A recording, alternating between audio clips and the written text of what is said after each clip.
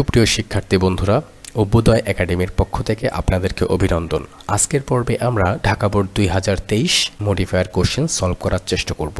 তো শুরু করার আগে আপনাদেরকে বলে রাখি, আপনারা চাইলে হাতের কাছে কলম এবং খাতা রাখতে পারেন নোট করার জন্য, কারণ বেশ কিছু কথা বলবো যেগুলো আসলে আপনি যদি নোট করে রাখেন তাহলে পরবর্তী কোশ্চেন সলভ করার সময় আপনাদের ক্ষেত্রে সুবিধা হবে।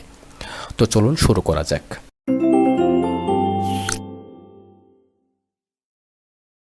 প্রথমে দেখুন, cricket is an pre-modify the noun game. Cricket হলো একটি খেলা। এখন দেখুন প্রশ্নে দেওয়া আছে প্রি-মডিফাই দ্য নাউন। যখনই প্রি-মডিফাই দ্য নাউন বা পোস্ট-মডিফাই দ্য নাউন বলবে তখন আপনারা নাউনকে কেমন, কতগুলো বা কতটুকু দ্বারা প্রশ্ন করবেন। ইভেন আপনারা নাউনকে যে কোনো কিছু দ্বারা প্রশ্ন করার পর যে উত্তরটা আসবে সেটাই আসলে ওই নাউনের মডিফায়ার, অর্থাৎ adjective. Pre modify the noun বা পোস্ট মডিফাই দ্য নাউন বললে বুঝবেন এখানে অ্যাজেক্টিভ ইউজ করতে বলছে। তখন আপনারা নাউনকে প্রশ্ন করবেন কেমন, কতটুকু, তারপরে কি পরিমাণ বা অন্য যে কোনো কিছু দ্বারা প্রশ্ন করবেন, যে উত্তরটা আসবে সেটা আসলে গ্যাপে বসবে। তাহলে আমরা যদি এখানে দেখি যে ক্রিকেট ইজ অ্যান গেম, তাহলে এই গেমকে যদি প্রশ্ন করি যে ক্রিকেট হলো একটি খেলা, কেমন খেলা, তাহলে উত্তর আসবে ইন্টারেস্টিং অথবা ইন্টারন্যাশনাল।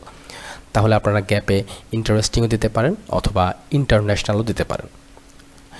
এরপরে দেখুন, it is not a game of use positive two pre modify the noun country.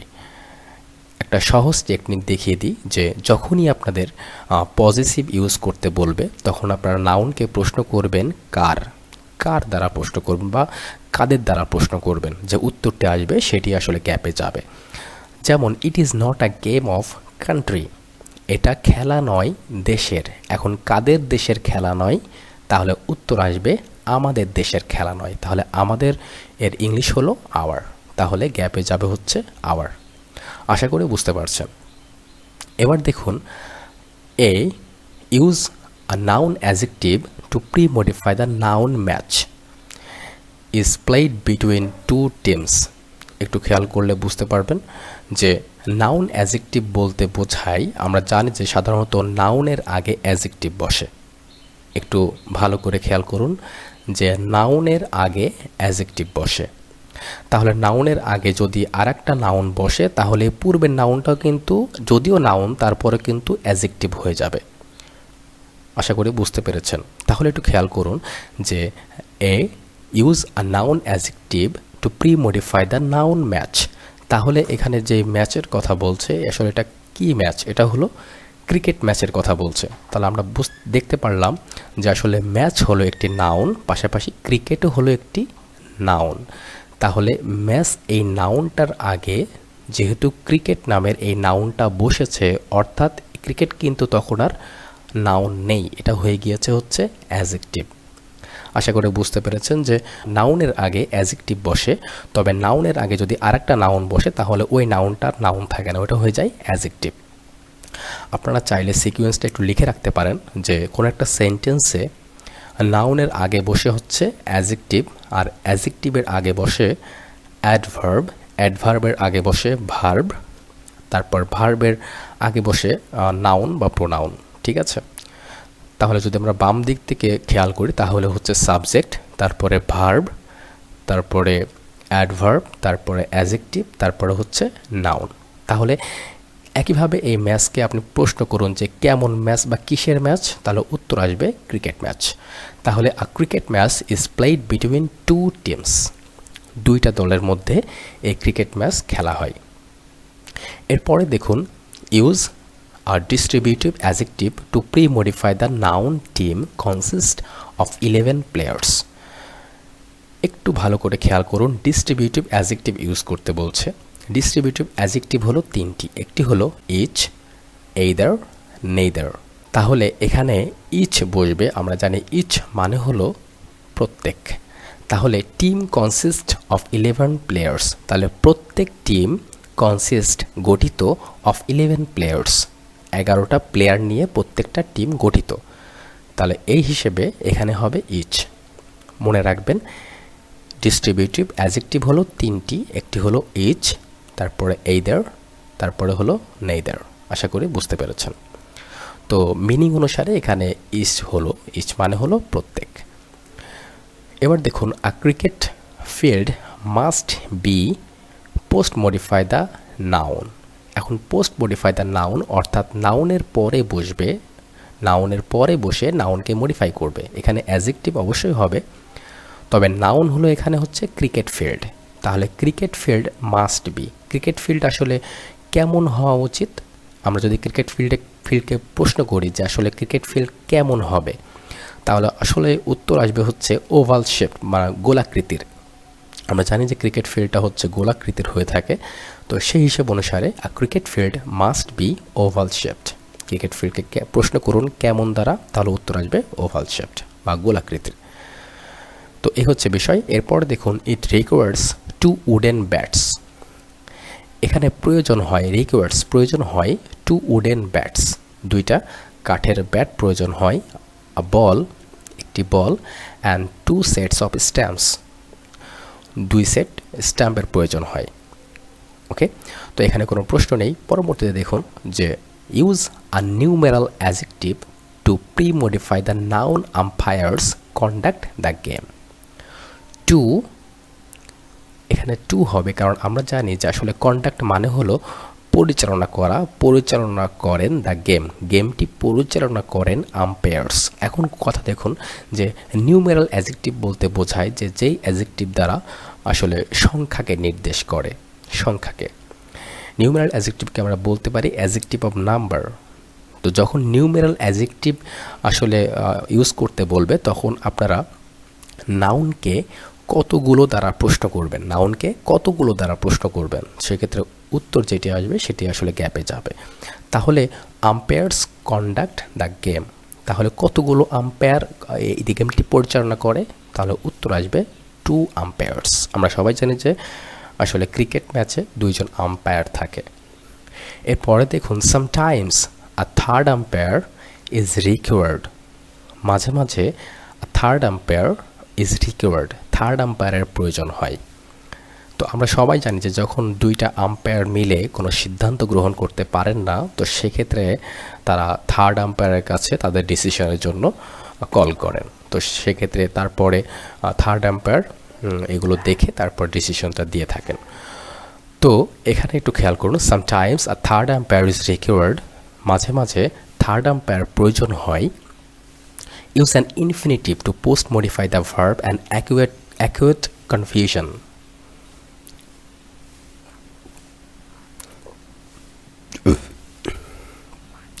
মাঝে মাঝে একজন থার্ড আম্পায়ারের প্রয়োজন হয় অ্যান অ্যাকিউট কনফিউশন। তো যখন আপনারা দেখবেন যে আসলে সেন্টেন্সের মধ্যে প্রশ্নে ইনফিনিটিভ ইউজ করতে বলছে, তখন আপনারা ওই সেন্টেন্সে যতগুলো ওয়ার্ড আছে সবগুলো ওয়ার্ডকে একসাথে করে কি করার জন্য, কি করতে বা কি জন্য, এই 3টি বিষয়ের দ্বারা বা এই 3টি ট্যাগ দ্বারা আপনারা প্রশ্ন করবেন। আপনারা চাইলে এটা নোট করে রাখতে পারেন। যখনই ইনফিনিটিভ ইউজ করতে বলবে, তখন আপনারা পুরো সেন্টেন্সটাকে একসাথে করে প্রশ্ন করবেন কি করার জন্য, কি জন্য বা কি করতে। এই 3টি বিষয় দ্বারা প্রশ্ন করলে যে উত্তর আসবে সেটি আসলে গ্যাপে যাবে। তাহলে sometimes a third umpire is required, প্রয়োজন হয় অ্যান অ্যাকিউট কনফিউশন, তীব্র কনফিউশন। কি করার জন্য থার্ড আম্পায়ার প্রয়োজন হয়, তাহলে আমরা এখানে প্রশ্ন করলাম কি করার জন্য, তাহলে তীব্র কনফিউশন দূর করার জন্য, তাহলে বা সমাধান করার জন্য। তাহলে উত্তর আসবে টু রিজলভ বা টু রিমুভ, রিমুভ বা রিজলভ। আর আমরা জানি যে আসলে ইনফিনিটিভ মানে হলো ভার্বের আগে টু যায়। ইনফিনিটিভ মানে হলো কোনো ভার্বের আগে যখন টু থাকে, তখন ওই ভার্বটা বা ওই টু সহ ওই ভার্বটাকে বলা হয় হচ্ছে ইনফিনিটিভ। তাহলে আমরা আবারও প্রশ্ন করি, sometimes a third umpire is required an acute confusion, মাঝে মাঝে একজন থার্ড আম্পায়ারের প্রয়োজন হয় তীব্র কনফিউশন কি করার জন্য, রিমুভ করার জন্য বা রিমুভ করতে। তাহলে এখানে হবে টু রিমুভ অথবা টু রিজলভ। আশা করি বুঝতে পেরেছেন। এবার এস নাম্বারটা খেয়াল করুন, use a participle to pre-modify the noun the opportunity. The batter hits the ball away at a good distance and runs to the opposite wicket. তাহলে দ্য অপরচুনিটি সুযোগ নিয়ে the batter hits the ball, batter কি করে, বলকে আঘাত করে, ball hit করে, away দূরে হিট করে, একটা গুড ডিস্টেন্স একটা ভালো দূরত্বে এটা হিট করে, অ্যান্ড রানস এবং রান নেয় টু দ্য অপোজিট উইকেটের কাছে তারা হচ্ছে রান নেয়। তাহলে এখানে আপনারা দেখুন যে আসলে পার্টিসিপল ইউজ করতে বলেছে। তো আমরা জানি যে যখন দেখবেন যে আসলে ভার্বের সাথে আইএনজি যুক্ত হয়ে অ্যাডজেক্টিভের মতো করে কাজ করে তখন সেটাকে বলা হয় হচ্ছে পার্টিসিপল। তাহলে আমরা একটু শর্টকাট দেখি যে আসলে দ্য অপরচুনিটি সুযোগ নিয়ে বা পেয়ে, তাহলে আমরা জানি নেওয়ার ইংরেজি হলো টেক এবং পাওয়ার ইংরেজি হলো গেইট। আবার এইখানে গেইট মানে নেওয়াকেও বোঝাচ্ছে। তো আপনারা একটু খেয়াল করুন যে দ্য অপরচুনিটি সুযোগ নিয়ে, তাহলে নেওয়ার ইংরেজি হচ্ছে টেক বা গেইট, আর এখানে পার্টিসিপল যেহেতু ইউজ করতে বলছে তো সেই হিসেবে ভার্বের সাথে আইএনজি যুক্ত হবে। তাহলে টেক মানে হলো নেওয়া, তাহলে এখানে হবে হচ্ছে টেকিং, তাহলে ভার্বের সাথে আইএনজি যুক্ত হয়ে পার্টিসিপল হয়ে গেল। তাহলে দ্য অপরচুনিটি টেকিং, অথবা এখানে হতে পারে গেটিং দ্য অপরচুনিটি অথবা হ্যাভিং দ্য অপরচুনিটি, এই সবগুলো কথাই একই। তাহলে সুযোগ পেয়ে বা সুযোগ নিয়ে the batter hits the ball away at a good distance and runs to the opposite wicket. এরপর দেখুন ইফ, যদি use an infinitive pronoun to pre modify the noun batter is out. এখানে দেখুন এখানে ইনফিনিটিভ প্রোনাউন ইউজ করতে বলছে। Infinitive প্রোনাউনগুলো হলো যে আসলে এভরি, তারপরে অ্যানি, তারপরে নো, তারপরে আসলে সামটাইমস সাম হচ্ছে ইনফিনিটিভ প্রোনাউন হিসেবে ইউজ হয়ে থাকে। তাহলে মিনিং অনুসারে একটু দেখুন যে আমি বললাম যে আসলে অ্যানি, এভরি, নো, সাম এগুলা হচ্ছে, তারপর ওয়ান এটা হচ্ছে ইনফিনিটিভ প্রোনাউন। যাই হোক, তাহলে মিনিং অনুসারে যদি কোনো ব্যাটার বা ব্যাটসম্যান যদি আউট হয়, যদি কোনো ব্যাটসম্যান আউট হয় তাহলে কোনো এর ইংরেজি কী হবে, অ্যানি। তো আমরা জানি হচ্ছে অ্যানি হলো ইনফিনিটিভ প্রোনাউন, তো সেই হিসাব অনুসারে এখানে অ্যানি হলো যদি কোনো ব্যাটার ইজ আউট হয় তাহলে সেক্ষেত্রে next batter comes in his place, তার প্লেসে তার জায়গায় আর কি পরবর্তী যেই ব্যাটার রয়েছে সে হচ্ছে আসে। বোথ টিমস ট্রাই, উভয় টিম চেষ্টা করে। Use an adverbial phrase to post modify the verb, তাহলে এখানে পোস্ট মডিফাই দ্য ভার্ব হবে, এখানে হয়তো মিসিং হয়ে গিয়েছে।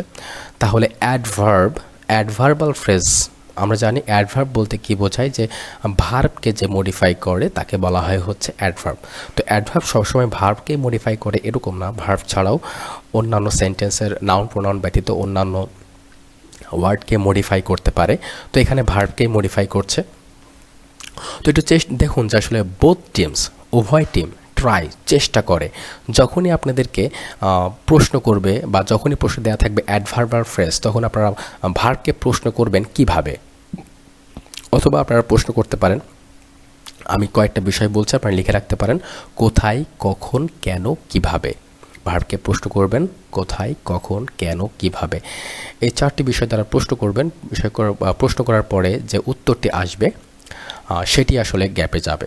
তাহলে বোথ টিমস ট্রাই, উভয় টিম চেষ্টা করে, to out all batters of the অপোজিটে থাকা সকল ব্যাটার্সদের আউট করতে চেষ্টা করে। এখন চেষ্টা করে কিভাবে, তাহলে উত্তর আসবে প্রাণপণে চেষ্টা করে বা যথেষ্ট চেষ্টা করে।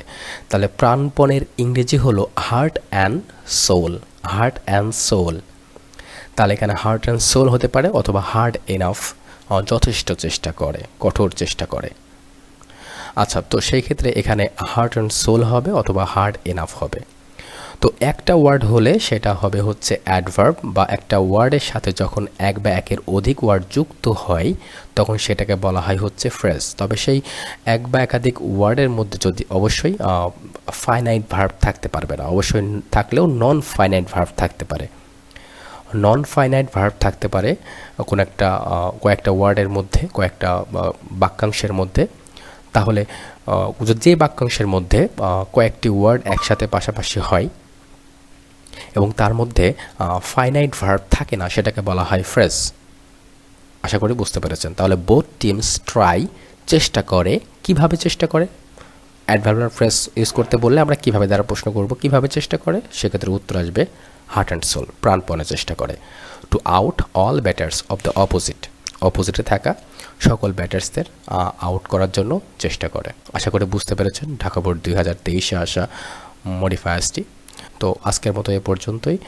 পরবর্তী পার্ট বা পরবর্তী লেসন দেখার আমন্ত্রণ রইল।